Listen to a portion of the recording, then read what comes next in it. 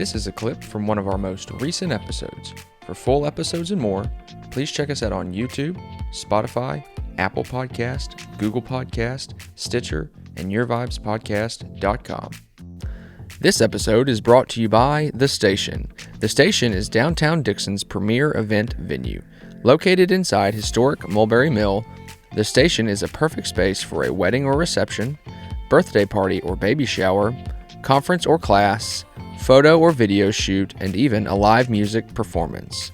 Just a quick 45-minute commute from Nashville, Clarksville, and Columbia, the station provides your guests with a classy and convenient experience in the heart of downtown Dixon's up-and-coming environment.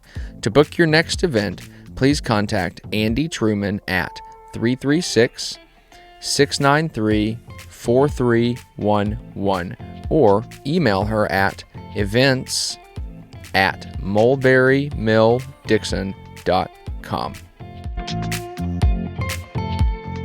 It gets to the point people get stuck almost, they get in this rat race of just bills and taxes and life and work and sleep. And they're afraid of the change. Or they look forward to it, but, it's too scary. Yeah, it's intimidating. You're afraid of the unknown sometimes. Yeah, but that's where the magic happens, is in the unknown. I think it so. is. Yeah. And that's where we are now with this That's restaurant. so awesome. Yes. That's so awesome. There were tons of people. Ooh, don't break things. Because ever since my first time coming here in 2017, and we started dating, I told him, I was like, I want to open a Korean restaurant here. Okay. And he was like, here? And I was like, yes, here.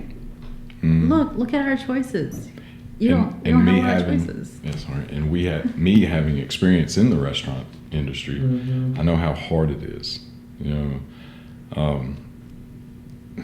And the more we were together, the more we talked about it, the more we got disgusted with, our choices around here. And even in Nashville, either you have to pay way too much and it's not that good, or, it's an inconvenience to go anywhere. All the way to East Nashville. Yeah, it's a or whole something. evening thing. You can't just pop over there Right. and do it. Yeah. Right. And like here, people are, afraid to experiment, especially if it costs a lot, so they'll shy away from it. And for us, this is home cooked food. It's we want it to have gourmet flavor, the pizzazz of something like that, because it is all fresh, but it doesn't deserve, that. I don't know.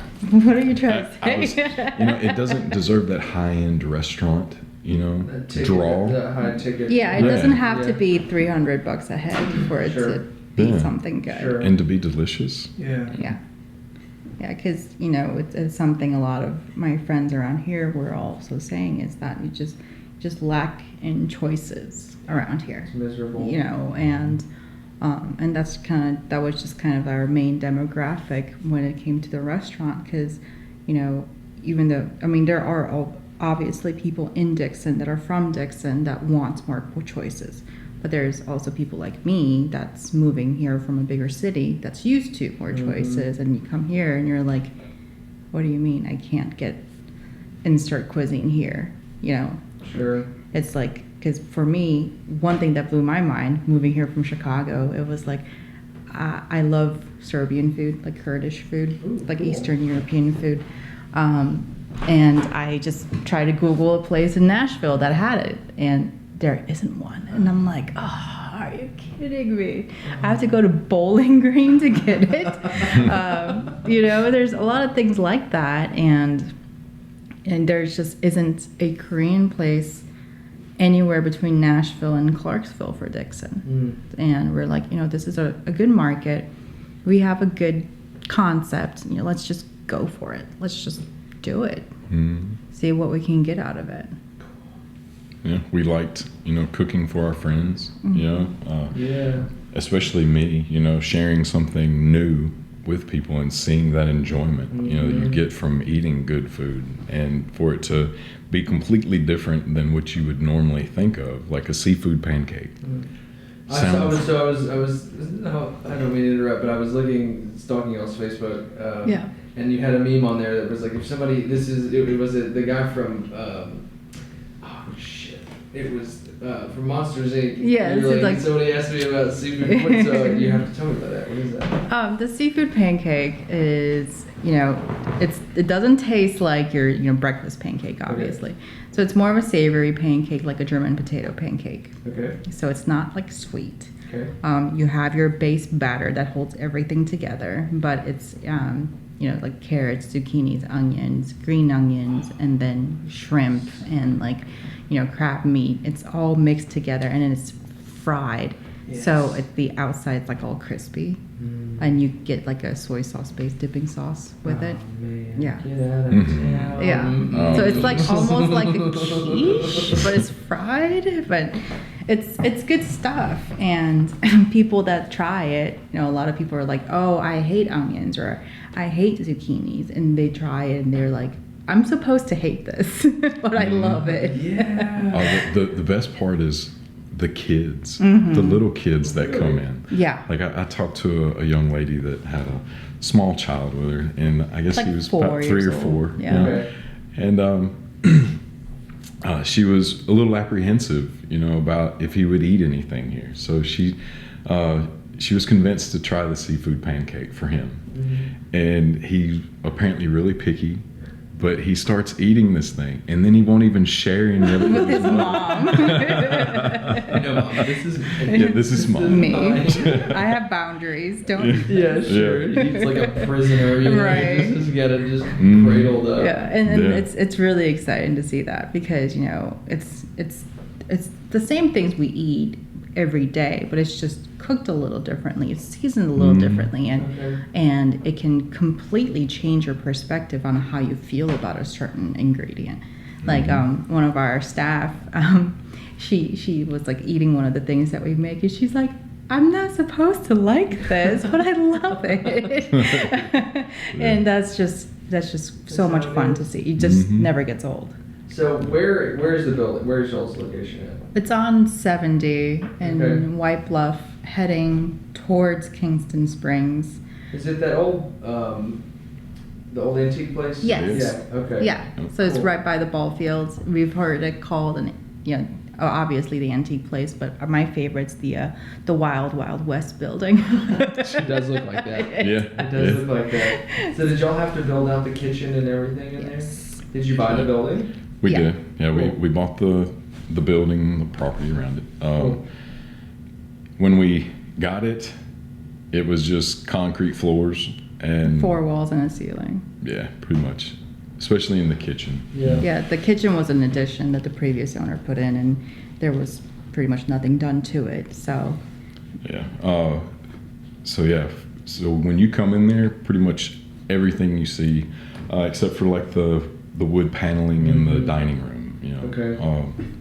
That's about the only thing that we didn't change, you know, because I had to rip out almost the entire concrete floor that was pre-existing. So re-pour. So are you a handy person? Are you a handyman? I would like to say that I'm more handy than I am. I try. Okay, you give it your best shot. Don't criticize me. No, well, I'm pretty pumped if I can fix the sink from dripping, you know. That's a big win for me right there. Yeah. My wife pats me on the back for that one, so I feel good. Yeah, I'm not going to take credit for all the work that was done there, because I can't. We did have, you know, contractors that came in and did things. They did a really good job on a lot of things. Yeah, our plumbers and our electricians were awesome. Yeah.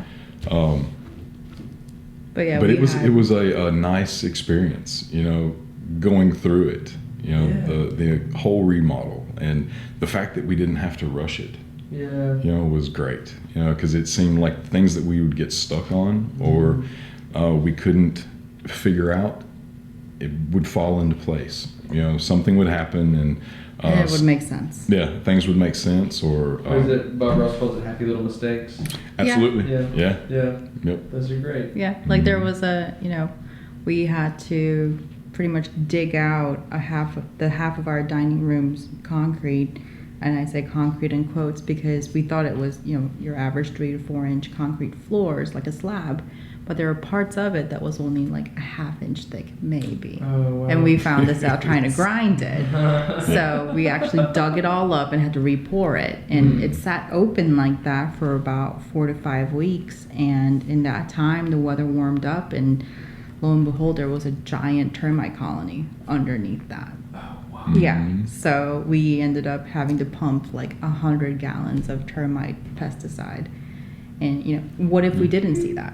What if we opened? Yeah. If that hadn't happened, if I hadn't been in the process of trying to level that floor, I would have never ripped the floor out. Oh, those termites would have eaten it up, dude. And the fact that it stayed open for a while I worked on the kitchen floor, having that tiled, that gave it just enough time to dry up, warm up, and present a pre-existing problem that we didn't know we had. That may have come out later on during a meal so rush. they weren't already in the, I know, dinner rush. Thanks again to the station for sponsoring this episode.